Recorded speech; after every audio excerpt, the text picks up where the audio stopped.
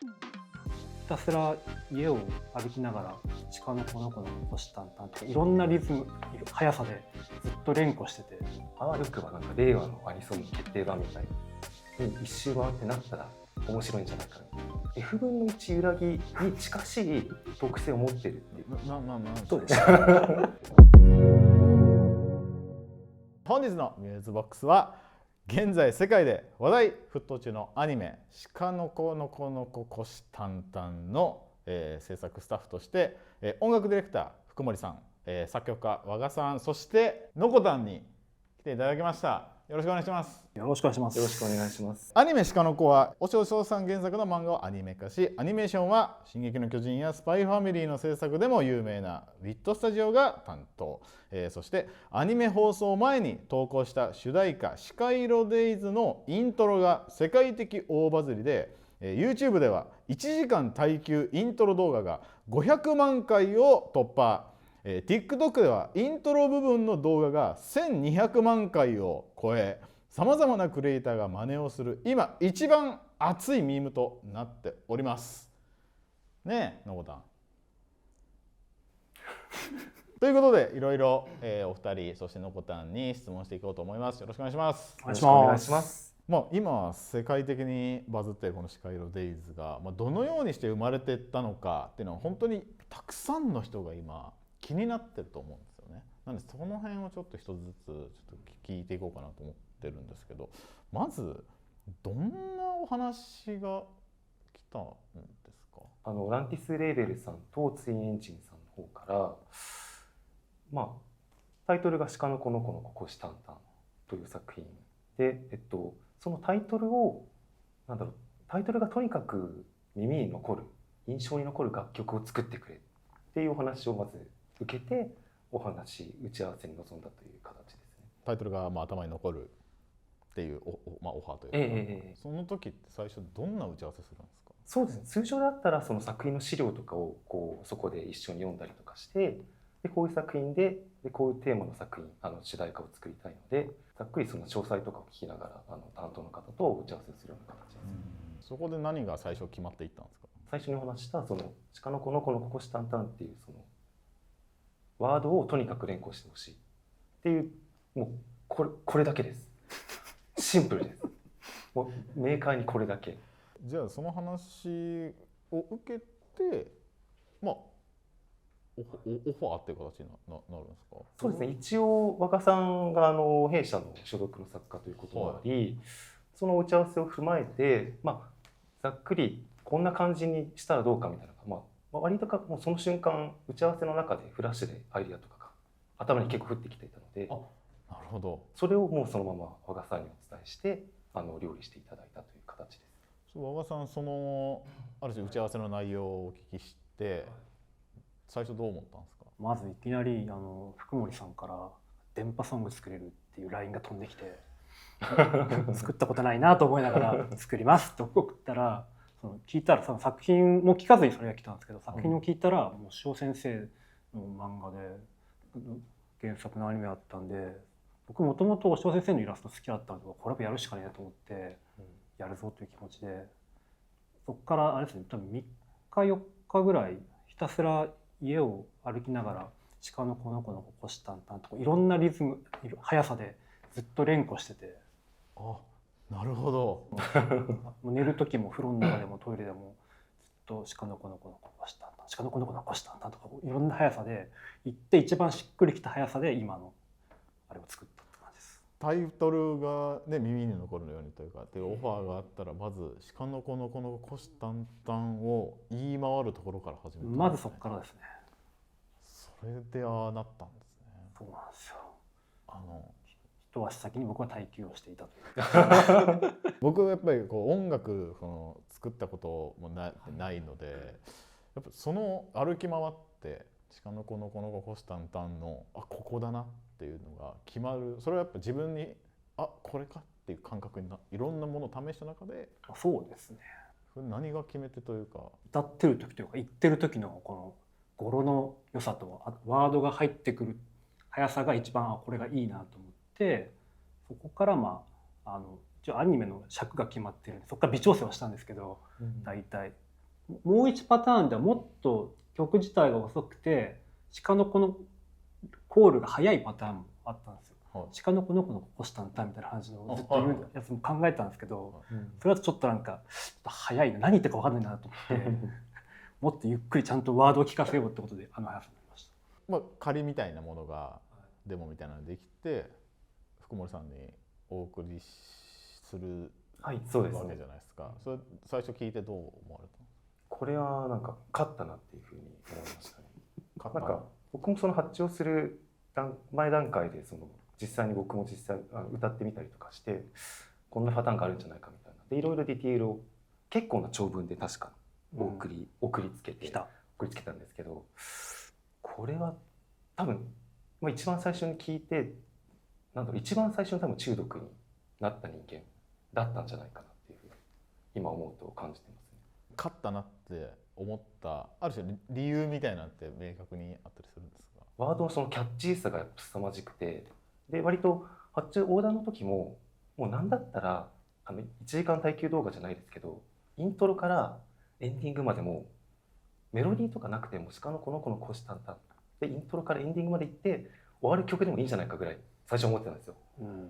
ただやっぱりオープニングの主題歌っていうこともあったので、やっぱりサビはグッドメロディーでキャッチーなサビにしたいなっていうのがあったので、そういうオーダーとかを馬鹿さんにしていただいて本当にイメージ通り本当に全部を組んでいただいてさらによく料理していただいて思った以上のものが届いたのでこれはそこで勝利を確信したというか。そのある種リアクションを聞いて馬鹿さんどう思われたんですやったってか？やったぞと。やったぞと結構いろいろずっとワード連呼しててもいいよみたいなことを言ってたんで、曲の作りは結構面白くてイントロでタイトルコールあるじゃないですか。その後 A メロとかもずっと4文字の言葉が基本連続く感じの鹿の子っていうところから発想してその鹿の子のこの子タンタンとかそういうのをいろいろ組み合わせていってそれを作詞の柳沼さんに伝えてとにかく4文字で文章を作ってくれっつってキャッチーなところを作ったりとか、あとサビの最後の方でまた鹿の子の子の子虎視眈々っていうリズムに戻ってくるようにメロディーを調整したりとか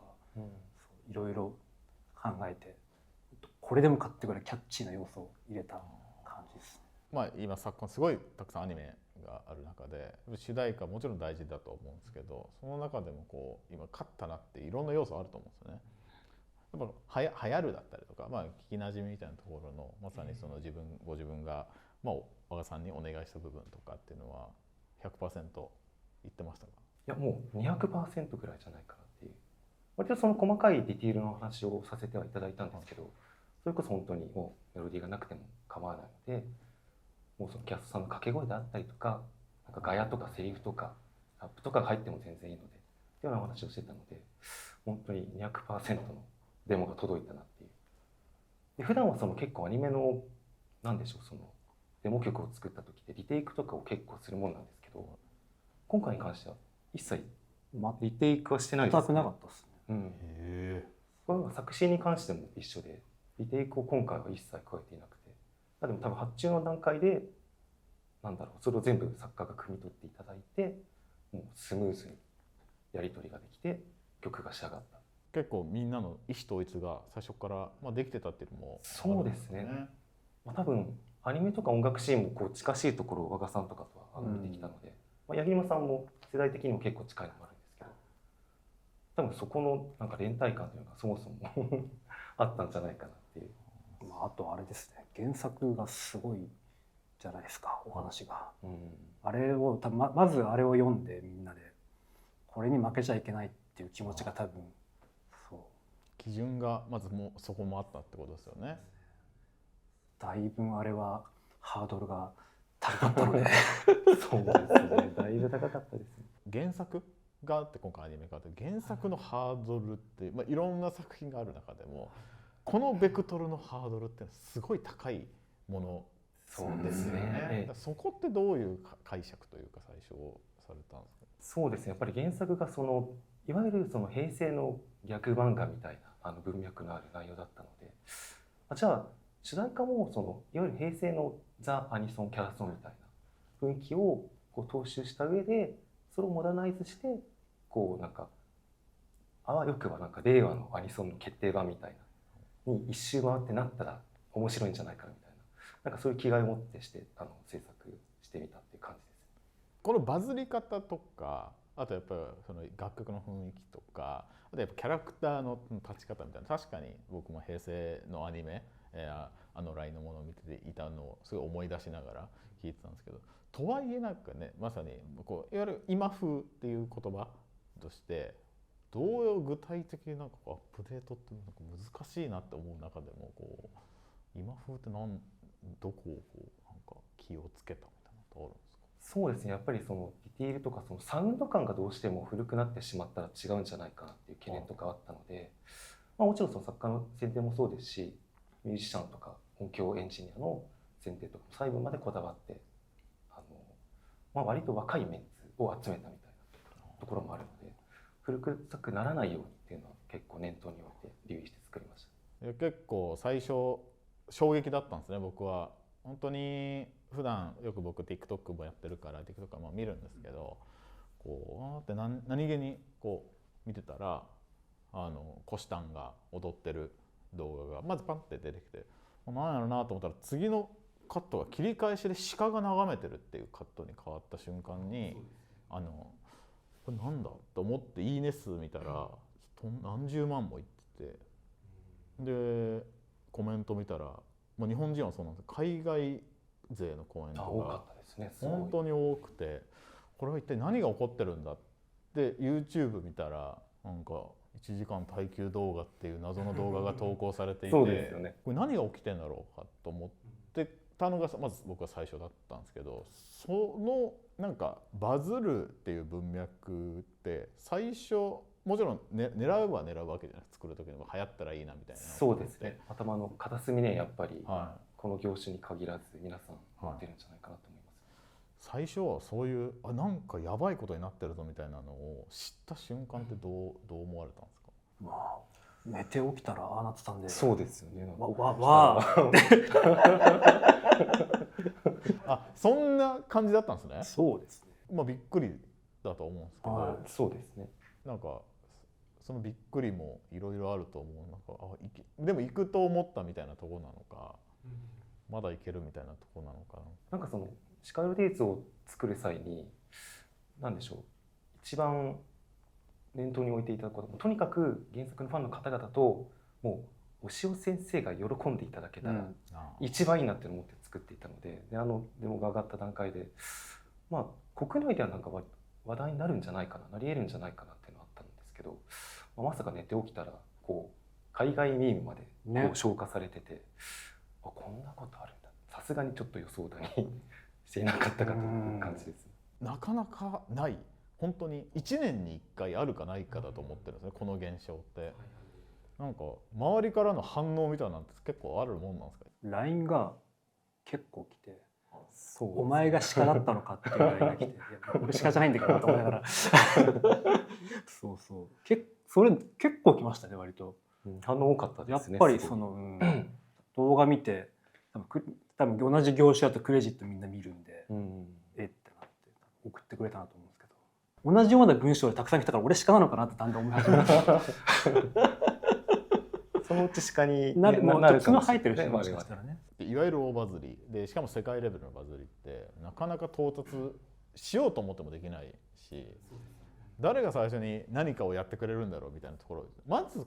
感じになっちゃうじゃないですか。どうしてもなんか仕掛ける誰かお願いしてるわけじゃないけどみたいな、そういうところでもこういろいろみんなが動画としてこの曲をやっぱりある種使いたいみたいな、どっちかというとクリエイター側に立ちたいみたいな人が今すごい増えてると思っていて、このダンスを想定してたのかとかもうめちゃくちゃ気になる。でも曲のテンポ感とか考えてもなんかダンスとかを入れたらいいよねみたいな話は当初していたので、で実際にそれをやるっていう話を聞いて、じゃあ我々も踊るかみたいな。踊るの話もしてたんですけど、確かに扱いやすい楽曲にはなったんじゃないかなっていうのはあります。曲のベースがスカっていう裏打ちのチャッチャっていうリズムなんで、うんそれって結構スカダンスってあるぐらいなんでやっぱ踊りやすい曲調なので、はい、ちなみにスカにした理由も鹿だからっていう本当にしょうもない理由なんですけどちょっと恥ずかしいですね。恥ずかしいんだけどそのあたりはそう全ての基準がやっぱ鹿にあったっていう、まあそうですね、鹿ありきで、はい、そうですね。 1時間耐久動画今再生回数500万回、もうそもそもなんか100万回と超えたあたりにすごい話題になったのニュースというかネットニュースみたいなのを見て、1時間耐久動画が放送前のしかもイントロ、そのフル尺じゃなくてイントロの部分が1時間耐久ってどうなってんだみたいなネットニュースにもなったし、それってなんかどうだったんですか？動画がやっぱり秀逸だったんじゃないかなと思っていて、イントロ本当に2小節だけですけど、なんでこんなに中毒性があるんだろうっていうのをなんかこう論理的になんか説明したくなって、こう作業場でもうあれを真顔でこう見ながら考えてたら、なんかいろいろちょっと検証してみるかと思ってですね、鹿の子の子の虎視眈々って言ってるボーカルの素材を一部抽出して知り合いの音響エンジニアにちょっと分析してもらったんです。はい。で分析してもらったところ、どうやら F 分の1揺らぎに近しい特性を持っている。なんそうですF 分の1揺らぎって聞いたこといやすみません、ちょっと勉強不足で。ある。例えば照明器具であったりとかヒーリングミュージックとかの広告の歌い文句とかで使われている言葉、いわゆるヒーリングミュージックとかを聞いて人がこうちょっとなんかゆったりしますみたいな、落ち着けますみたいな、なんかそういう効果があるらしいんですけど、はい、歌声とかでいうと宇多田ヒカルさんとかよく言いますよね。みーちゃさんとかの声にその特性があるんじゃないかみたいな話があって、で解析してもらったところそれに近しい特性があるみたいな、なるほどと思って、なんかちょっとスッとこう腑に落ちたなみたいな。その映像を見てたら追加で、その F の1揺らぎって、そのなんでしょう、聴覚的じゃなくてその視覚的にも結構あるそうで、なんだろう、木々の揺らぎとか木漏れ日とか、なんだろう、瞳の動きとか髪の揺れとか、なんかスカートの揺れとかにもあるらしいんですよ。なるほど。で、あれこの映像スカートの揺れがずっと映ってるなみたいな。ちょっと流動的な、はいからその視覚的プラス聴覚的なところでその揺らぎが発生していたのももしかしたら一つの要因だったんじゃないかみたいな、ヒーリング効果がそもそも、あったんじゃないかなっていう、その見続けてしまう効果が。そうですね。コメントにね、勉強をはかどるみたいなコメントあったし、確かに集中力を高める、いっぱいありますもんね、 YouTube で集中力を高めるときに聞くありますよね。ヒーリング動画みたいな、あれの一つ。そうですね、一環として多分利用していただけたらいいんじゃないかなと思いますね。曲の中には鹿の鳴き声入れてるんですよ。探してほしいなと思う鹿じゃない鳴き声もね入ってますけど、そうですね、動物さんたち大集合してるんですけど、の中でも鹿は3回登場するんで、大変不勉強で申し訳ないんですけど、ちょっと今鹿の鳴き声が全然今頭に浮かんでいないっていうところから今ちょっと勉強しなきゃなと思いました。今実は僕も分かんなくて、素材探してる時に鹿鳴き声で検索して、その使っているやつをこれ鹿の鳴き声だよなと思いながら使ってるんですけど、もしかしたら鹿じゃなかったらごめんなさいディアって書いてるやつ選んだんですけど、素材が間違っている可能性素材がそうもしかしたら、別の鹿かもしれないんで、牛とかかもしれないですね。違う動物かもしれないです。牛いるじゃん。牛いますね。牛もいるんです。なるほど、いっぱいいるんですね、動物いますね。の中で何とか若さんだけは鹿を見つけてほしい。鹿を見つけてほしいですね。曲の中でなんか鹿を説明してるんですよ、歌詞で。トナカイは仲間とかね、いろいろ言ってるんでいや勉強にもやっぱなるんで、フル尺でも。フル尺聞くと鹿に詳しくなれる。歌詞にも結構注目してほしいですよね。そうですね、めちゃくちゃなんでね。絵文字が入ってたり視覚的にも結構面白いので、まだこれを収録しているタイミングだとリリース前だと思うんですけど、リリースした際にはぜひ歌詞を見ていただけたら。なるほど、聞くだけじゃなくて読んでくださいと、読むというか見て楽しみ見て楽しんでいただけたらなと思います。最後に、福森さんと和賀さんにこれから鹿の子を楽しんでいただく方にちょっとメッセージをお願いします。そうですね、もう何も考えずに鹿色デイズを聞いてください。よろしくお願いします。皆さんの好きなように思いっきり鹿色デイズで遊んでください。よろしくお願いします。本日は、音楽制作チームとして福森さん、和賀さんに来ていただきました。本当にありがとうございました。